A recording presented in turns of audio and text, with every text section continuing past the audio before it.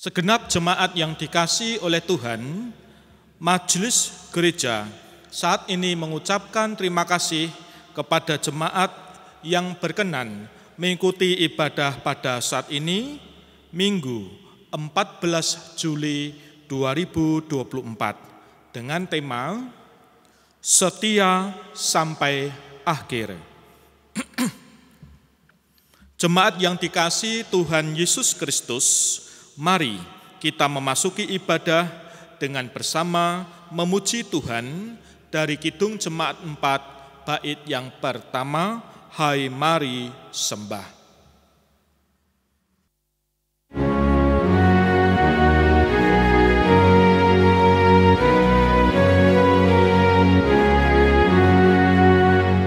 Hai mari sembah yang maha besar, nyanyikan syukur dengan bergema, perisai umatnya yang maha esa, mulia namanya, tatanya megah.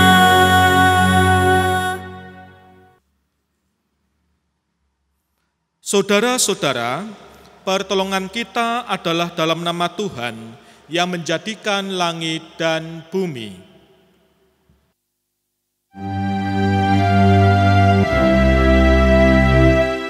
Amin, amin, amin.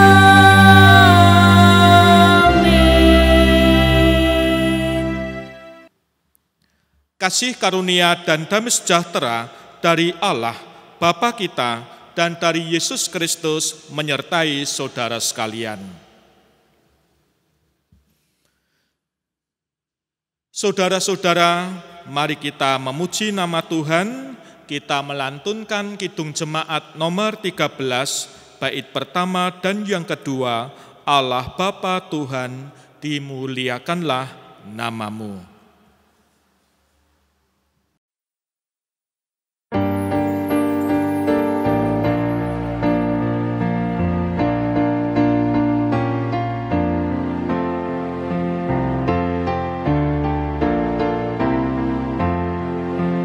Allah Bapa Tuhan, dimuliakanlah namamu. Allah Bapa Tuhan, dimuliakanlah namamu. Langit bumi ciptaanmu, kami pun anak-anakmu. Datanglah dengan kasih-Mu. Yesus Kristus Tuhan yang membawa keselamatan.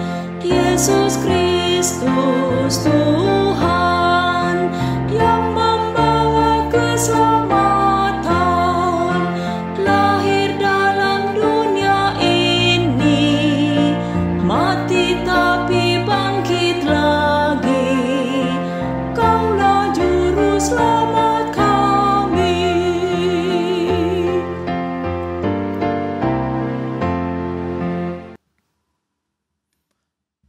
Jemaat yang terkasih, mari kita berdoa.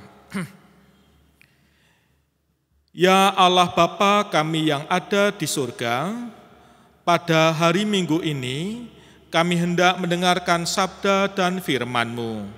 Berkatilah kami agar kami dapat menikmati dan mencerna mendengarkan sabda dan firman Tuhan. Dalam nama Tuhan Yesus Kristus kami berdoa. Amin.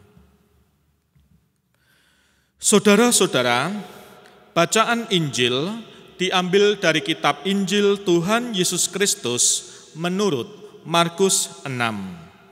Markus 6 ayat 14 sampai dengan 29. Markus 6 ayat 14 sampai 29, Lembaga Alkitab memberi judul Yohanes Pembaptis dibunuh. Raja Herodes juga mendengar tentang Yesus, sebab namanya sudah terkenal dan orang mengatakan, Yohanes Pembaptis sudah bangkit dari antara orang mati, dan itulah sebabnya kuasa-kuasa itu bekerja di dalam dia. Yang lain mengatakan, dia itu Elia.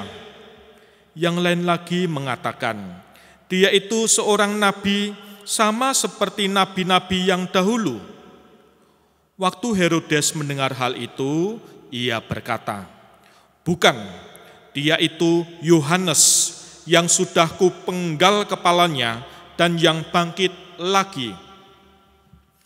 Sebab memang Herodeslah yang menyuruh orang menangkap Yohanes dan membelenggunya di penjara berhubung dengan peristiwa Herodias, istri Filipus saudaranya. Karena Herodes telah mengambilnya sebagai istri. Karena Yohanes pernah menegur Herodes, tidak halal engkau mengambil istri saudaramu. Karena itu Herodias menaruh dendam pada Yohanes dan bermaksud untuk membunuh dia, tetapi tidak dapat. Sebab Herodes segan akan Yohanes, karena ia tahu bahwa Yohanes adalah orang yang benar dan suci, jadi ia melindunginya. Tetapi apabila ia mendengarkan Yohanes, hatinya selalu terombang-ambing, namun ia merasa senang juga mendengarkan dia. Akhirnya tiba juga kesempatan yang baik bagi Herodias ketika Herodes pada hari ulang tahunnya mengadakan perjamuan untuk pembesar-pembesarnya, perwira-perwiranya, dan orang-orang terkemuka di Galilea. Pada waktu itu anak perempuan Herodias tampil lalu menari, dan ia menyukakan hati Herodes dan tamu-tamunya. Raja berkata kepada gadis itu, minta daripadaku apa saja yang kau ingini, maka akan kuberikan kepadamu. Lalu bersumpah kepadanya, apa saja yang kau minta akan kuberikan kepadamu, sekalipun setengah dari kerajaanku. Anak itu pergi dan menanyakan ibunya, apa yang harus kuminta? Jawabnya, kepala Yohanes Pembaptis. Maka cepat-cepat ia pergi kepada raja dan meminta, aku mau supaya sekarang juga engkau berikan kepadaku kepala Yohanes Pembaptis di sebuah talam. Lalu sangat sedihlah hati raja, tetapi karena sumpahnya dan karena tamu-tamunya, ia tidak mau menolaknya. Raja segera menyuruh seorang pengawal dengan perintah supaya mengambil kepala Yohanes. Orang itu pergi dan memenggal kepala Yohanes. Ia membawa kepala itu di sebuah talam dan memberikannya kepada gadis itu, dan gadis itu memberikannya pula kepada ibunya. Ketika murid-murid Yohanes mendengar hal itu, mereka datang dan mengambil mayatnya, lalu membaringkannya dalam kuburan. Demikianlah Injil Yesus Kristus. Yang berbahagia ialah mereka yang mendengarkan firman Allah dan yang memeliharanya. Terpujilah Kristus, haleluya.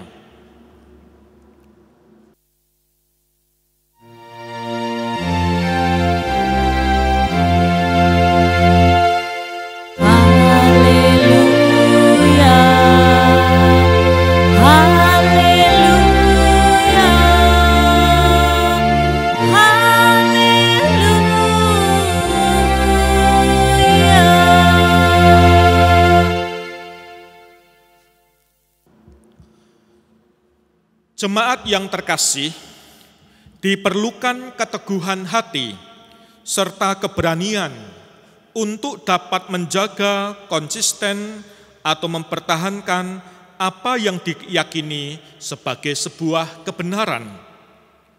Terkadang kita harus berjumpa dengan berbagai tantangan dan kesulitan akibat keyakinan kita tersebut. Alkitab dan dokumen-dokumen sejarah gereja menunjukkan bahwa banyak martir yang terbunuh karena mereka meyakini Yesus Kristus sebagai juru selamat dan menolak untuk menyangkal Yesus. Mereka setia sampai akhir. Nah, untuk memiliki kesetiaan semacam ini diperlukan pengetahuan tentang apa yang ia yakini sebagai kebenaran, kerelaan, dan keberanian untuk menanggung segala konsekuensi akibat keputusannya itu. Jemaat yang terkasih, peristiwa yang diceritakan dalam perikop saat ini, sebagaimana judul yang diberikan oleh Lembaga Alkitab, sesungguhnya telah terjadi beberapa waktu sebelumnya, yaitu peristiwa pembunuhan Yohanes Pembaptis oleh Herodes karena menyatakan kebenaran. Popularitas Yesus saat itu melalui kewibawaan dalam mengajar dan mujizat-mujizat yang dilakukan, mulai dari menyembuhkan orang sakit, mengusir setan, menghentikan sakit pendarahan, hingga membangkitkan orang mati, telah tersebar ke berbagai daerah. Kabar ini meluas secara cepat, viral, karena Yesus mengutus para muridnya pergi berdua-dua. Herodes juga mendengar tentang Yesus dan hal itu membuat ia ketakutan. Jemaat yang terkasih, sekalipun orang banyak mengira Yesus adalah Elia yang bangkit atau seorang nabi seperti nabi-nabi terdahulu, namun Herodes bersikeras bahwa Yesus itu adalah Yohanes Pembaptis yang bangkit. Ketakutan ini timbul karena kematian Yohanes Pembaptis yang kepalanya dipenggal sebagai hadiah ulang tahun Herodes untuk anak perempuan Herodias. Hal terjadi karena Herodias menaruh dendam pada Yohanes, sebab teguran Yohanes ketika Herodes mengambil Herodias sebagai istri. Nah, teguran ini sebenarnya beralasan karena Herodias adalah istri Filipus, saudara Herodes sendiri. Herodes sebenarnya menaruh segan pada Yohanes karena ia tahu Yohanes adalah orang benar dan suci. Karena itu, ia melindungi Yohanes, sedangkan dendam Herodias lebih besar, sehingga ia mengatur strategi agar dendamnya terpenuhi.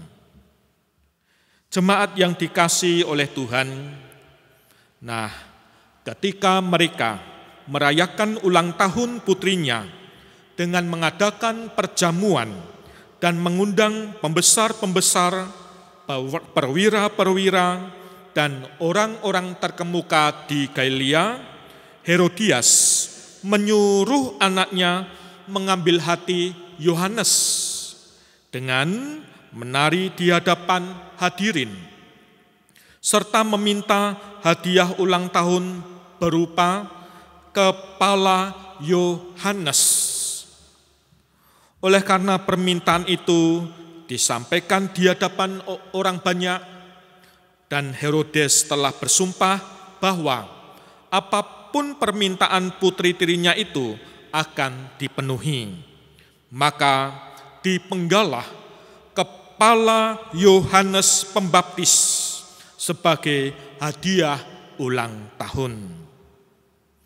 Nah, dengan demikian, dengan peristiwa ini, Yohanes Pembaptis telah menjadi martir karena keberaniannya menyatakan kebenaran. Saudara-saudara yang dikasihi oleh Tuhan, sebuah kesetiaan. Kesetiaan adalah buah dari keteguhan hati dalam menanggung segala akibat konsekuensi atas apa yang diyakini sebagai sebuah kebenaran. Nah, saudara-saudara, kita telah memutuskan untuk ikut Tuhan Yesus. Nah, ternyata keputusan ikut Tuhan Yesus mengandung konsekuensi, harus menanggung akibat yang harus kita terima dengan kerendahan hati dan keberanian. Oleh karena itu, mari kita meneguhkan hati, memperlengkapi diri agar memiliki konsistensi dalam beriman kepada Tuhan. Perteguh keyakinan kita akan identitas sebagai umat Allah yang dipilih untuk hidup kudus. Mari kita memperdalam pengetahuan kita tentang apa yang kita imani sehingga kita tidak mudah digoyahkan oleh rupa-rupa pengajaran. Amin. Saat hening untuk kita. Amin. Saat hening selesai, mari kita bangkit berdiri dan kita nyatakan pengakuan iman rasuli. Aku percaya kepada Allah Bapa yang Maha Kuasa, Khalik langit dan bumi, dan kepada Yesus Kristus anaknya yang tunggal Tuhan kita, yang dikandung daripada Roh Kudus, lahir dari anak darah Maria, yang menderita di bawah pemerintahan Pontius Pilatus, disalibkan, mati, dan dikuburkan, turun ke dalam kerajaan maut. Pada hari yang ketiga, bangkit pula dari antara orang mati, naik ke surga, duduk di sebelah kanan Allah Bapa yang Maha Kuasa, dan akan datang dari sana untuk menghakimi orang yang hidup dan yang mati. Aku percaya kepada Roh Kudus, gereja yang kudus dan persekutuan orang kudus, pengampunan dosa, kebangkitan daging, dan hidup yang kekal. Amin. Silakan duduk. Mari kita berdoa. Ya Tuhan, Allah Bapa kami yang ada di surga, puji syukur dan sembah kami haturkan kepadamu atas rahmat dan karunia yang telah Engkau berikan kepada kami. Berkat kehidupan, berkat kecukupan, karunia dan anugerah yang tiada tara senantiasa kami rasakan. Namun kami tetap menyerahkan kehidupan kami, pergumulan kami, segala apa yang menjadi tantangan dan kesulitan kami serahkan para orang tua kami, adiuswa, kasepuhan, para pensiunan. Tuhan berkati para lansia di masa tuanya, di masa rentannya, di masa-masa lemah badan dan jasmani. Kuatkan dan perteguh hati dan imannya. Kami juga memohon berkat atas orang tua yang sampai saat ini masih tetap bekerja, berjuang mencari rezeki, demi kecukupan keluarga, kecukupan hari demi hari, membangun masa depan keluarga. Begitupun kami tetap menyerahkan keberadaan anak-anak kami di masa pertumbuhan balita, ketika duduk di bangku TK, SD, SMP, SMA, bahkan sampai perguruan tinggi, yang sudah lulus dan mencari pekerjaan, bergumul dalam jodoh, dalam pekerjaan dan rumah tangganya. Tuhan sertai. Allah Bapa Surgawi, saat ini kami juga berdoa untuk pekabaran Injil di muka bumi. Gereja-gerejamu berkati, persekutuan-persekutuan lembaga-lembaga Kristen, termasuk gerejamu GKJ Kutoarjo. Ya Tuhan, bangsa dan negara Indonesia kami serahkan dalam tangan pengasihan Tuhan, Dalam nama Tuhan Yesus Kristus kami berdoa. Amin. Saudara-saudara, marilah kita bersyukur atas pemeliharaan Tuhan dalam hidup kita dengan membaca dari 2 Korintus 9 ayat 8. Dan Allah sanggup melimpahkan segala kasih karunia kepada kamu, supaya kamu senantiasa berkecukupan di dalam segala sesuatu dan malah berkelebihan di dalam pelbagai kebajikan. Mari kita iringi dengan Kidung Jemaat 291 bait pertama, mari bersyukur semua.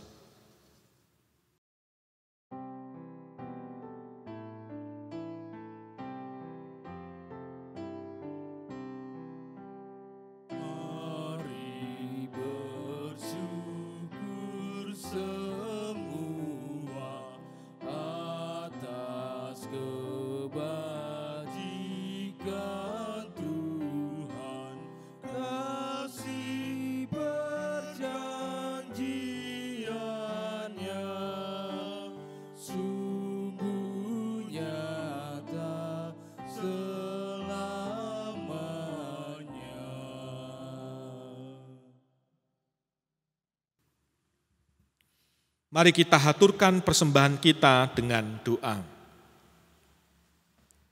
Bapa sumber segala berkat, kami bersyukur bahwa semua yang kami persembahkan berasal dari tangan-Mu. Kami percaya persembahan ini dapat menjadi alat yang mendatangkan sukacita dan damai sejahtera. Kami percaya persembahan ini dapat menjadi berkat bagi banyak orang dan memuliakan nama-Mu. Sertai kami dalam karya kami di hari-hari yang akan datang. Kami berdoa kepada Bapa di dalam nama Tuhan Yesus Kristus yang telah mengajar kami berdoa.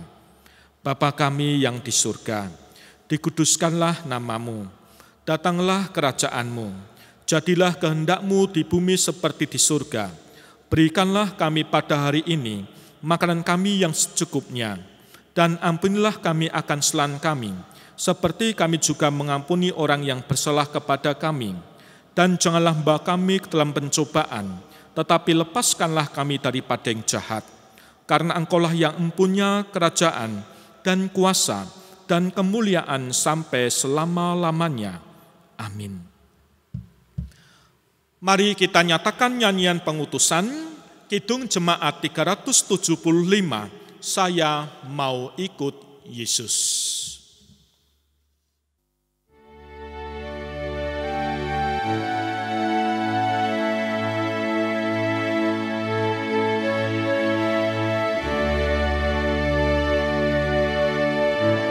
Saya mau ikut Yesus, saya mau ikut Yesus, sampai selama-lamanya. Meskipun saya susah, menderita dalam dunia, saya mau ikut Yesus sampai selama-lamanya.